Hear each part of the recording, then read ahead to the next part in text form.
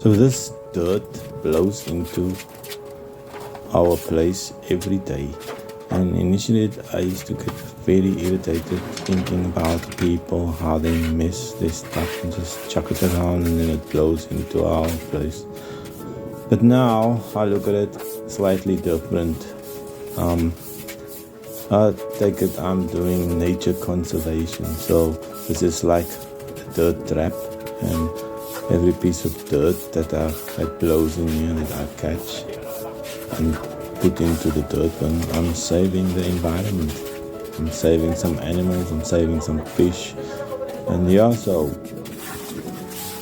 thank you, what they call in Afrikaans, Moorseerse, the people that say creating jobs, creating employment. Indirectly I'm saving the planet, so I'm just looking at it like that.